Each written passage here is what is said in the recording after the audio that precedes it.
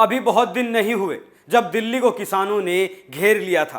पूरी दिल्ली पर कथित किसानों का कब्जा था, लेकिन सरकार ने उन पर लाठियां नहीं बरसाई। मोदी सरकार ने बिल वापस करना सही समझा, लेकिन किसानों को जबरदस्ती नहीं खदेड़ा। लेकिन मजे की बात यह है, जिन नेताओं ने इस आंदोलन को हवा दी, जिन्होंने अपनी राजनीतिक रोटियां सेकी और जिन्होंने पंजाब की सत्ता हथियाई, अब वो ही लोग किसानों पर लाठियां बरसा रहे हैं। जो किसानों के मसीहा बनकर यहां आए थे, अब उनकी असलियत उनके ही घर से बाहर आई है। किसानों के डेरे के साथ ही आम आदमी पार्टी तो एकदम से ही किसानों की सबसे बड़ी हितकारी पार्टी बनकर उभरी थी। आज उसी आम आदमी पार्टी का असली चेहरा आपके सामने रखेंगे। जय श्री राम, मैं हूं आपके साथ अभिषेक पुंडीर और आप देखना शुरू कर चुके हैं कैपिटल टीवी का स्पेशल शो थर्ड आई। आम आदमी पार्टी, जिसके नेता आजकल गुजरात में डेरा डाले हुए हैं, उसे इस आंदोलन का सबसे ज्यादा फायदा मिला था और ऐसा दिखावा किया गया कि जैसे आम आदमी पार्टी से बढ़कर किसानों का शुभचिंतक कोई था ही नहीं। किसानों का समर्थन करने के लिए न जाने कितनी महिला एक्टिविस्ट चली जाती थी और दिनों दिन क्रांतिकारी रचनाएं रची जाती थी। इतना ही नहीं, रोज नए नारे लगवाए जाते थे। किसानों की हर बात को फेमिनिस्ट लेखिकाओं के द्वारा ऐसा प्रसारित किया जाता था जैसे कि वही ब्रह्म वाक्य हो और वही आखिरी सच हो। जनता की बात करने वाली ये डिजाइनर लेखिकाएं आम जनता को होने वाली हर तकलीफ को अनदेखा करती रही। साथ ही उन्होंने किसान आंदोलन में एक लड़की के साथ बलात्कार और हत्या पर भी मुंह नहीं खोला। उन्होंने भारतीय जनता पार्टी की सरकार से चिढ़ के चलते हर वो काम किया जिससे आम जनता को हर प्रकार की परेशानी हो रही थी। यहां तक कि कोरोना की भीषण लहर के वक्त भी ये आंदोलन चल ही नहीं रहा था, बल्कि कोरोना की हर गाइडलाइन का उल्लंघन भी कर रहा था। फिर भी मात्र इस सरकार से घृणा के चलते वामपंथी साहित्य हर वो काम कर रहा था जो आम जनमानस को खतरे में डालने के लिए काफी था। कई कथित जनवादी साहित्य समूह थे जो लगातार आंदोलन का समर्थन करते हुए भड़काऊ कविताएं लिख रहे थे और उनकी ये योजना थी कि भारतीय जनता पार्टी को पंजाब में हार का मुंह देखना पड़े।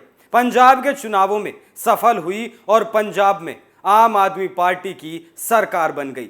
इस जीत पर यही कहा गया कि भारतीय जनता पार्टी को सबक मिला है और किसानों की जीत हुई। उत्तर प्रदेश में भी चुनावों के दौरान इसे मुद्दा बनाने की भरपूर कोशिश की गई और लखीमपुर खीरी में जो हिंसा हुई उसे तो कोई भूल ही नहीं सकता था। वो ऐसा दौर था जिसे याद करने से ही सिहरन हो जाती है, क्योंकि षड्यंत्र राष्ट्रीय और अंतर्राष्ट्रीय दोनों ही स्तर पर थे। एक तरफ मोदी को हटाने की साजिश थी तो दूसरी तरफ खालिस्तानियों के लिए अलग देश की पृष्ठभूमि को तैयार किया जा रहा था। लेकिन वही किसान आज लाठियां खा रहे हैं उसी सरकार की जिसे उन्होंने चुना था। आम जनता पहले नागरिकता संशोधन अधिनियम का आंदोलन झेलकर उभर भी नहीं पाई थी कि यह आंदोलन हो गया। यह कितना भयावह था कि आज भी लोग उस यातना को याद नहीं करना चाहते, लेकिन कहते हैं कि हर सिक्के का एक दूसरा पहलू भी होता है। इसका दूसरा पहलू ज्यादा जरूरी है, क्योंकि ये कि अब हो रहा है।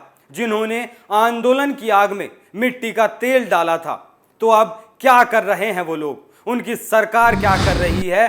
पंजाब में आम आदमी पार्टी की सरकार बनने के बाद से एक दौर चालू है। वो दौर है वादा खिलाफी का, वो दौर है उन तमाम बेशर्मियों का जो अब सरकार कर रही है, वो दौर है खालिस्तानियों के बढ़ते प्रकोप का, वो दौर है अत्याचार का और किसान संगठन जो मोदी को सबक सिखाने का दावा करते हुए हिंदू धर्म का भी अपमान करते थे, वो अब आम आदमी पार्टी की सरकार में लाठियां खा रहे हैं। उन्होंने वादों पर एतबार किया, वो वादे क्या थे उन्हें याद हैं, लेकिन उनकी उस सरकार को याद नहीं जिसे बनवाने के लिए वो महीनों तक दिल्ली का दम घोंटते रहे।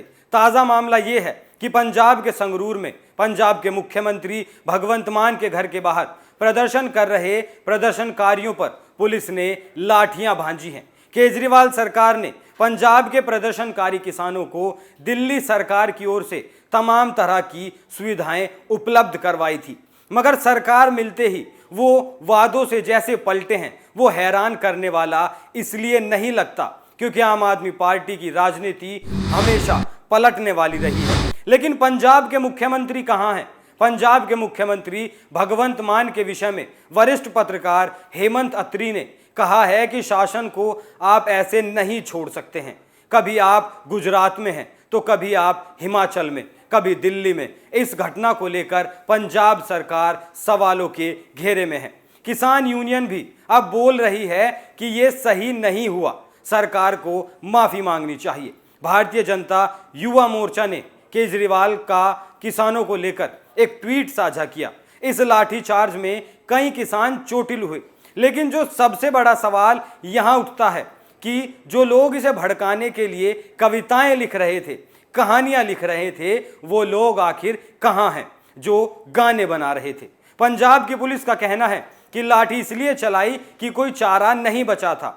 अब वो एक्टिविस्ट कहां हैं जिन्होंने अपने स्वार्थ के चलते किसानों के दिमाग में जहर भरा, उनमें हिंदुओं के प्रति अलगाव की भावना भरी और उन्हें यह महसूस कराया कि दरअसल भाजपा ही सबसे बड़ी दुश्मन है? क्या उन लोगों के प्रति कार्रवाई की मांग नहीं होनी चाहिए जिन्होंने अपने वैचारिक और राजनीतिक स्वार्थ के लिए किसानों को मोहरा बनाया? यहां बात राकेश टिकैत की भी होना जरूरी है, क्योंकि किसान आंदोलन के नाम पर खालिस्तानियों के लिए जमीन तैयार करने के उन पर आरोप लगते रहे। किसान आंदोलन के नाम पर करोड़ों लेने के भी उन पर आरोप लगे। और सबसे बड़ी बात ये कि जो पंजाब से आए किसान 11 महीनों तक दिल्ली में पड़े रहे, उनके लिए राकेश टिकैत वहां क्यों नहीं पहुंचे मसीहा बनकर? कहीं राकेश टिकैत को भी ये डर तो नहीं था कि कहीं लाठियां ना बरस जाएं और वो अपनी तशरीफ को कहीं रखने लायक ना बचे? लेकिन कुछ भी हो, टिकैत को वहां जाकर कम से कम उन किसानों का दर्द तो बांटना चाहिए था। आप इस खबर पर क्या राय रखते हैं, हमें कमेंट करके जरूर बताएं। थर्ड आई में आज के लिए इतना ही। कल फिर मुलाकात होगी एक नए मुद्दे के साथ। तब तक देखते रहिए कैपिटल टीवी। नमस्कार।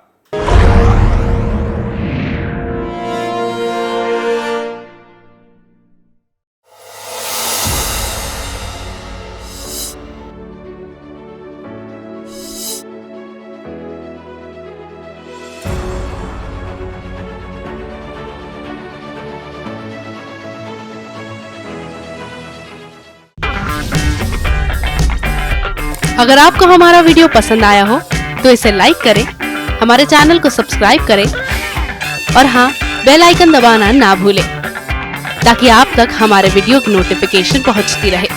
आप अपना सुझाव हमें कमेंट बॉक्स में दे सकते हैं।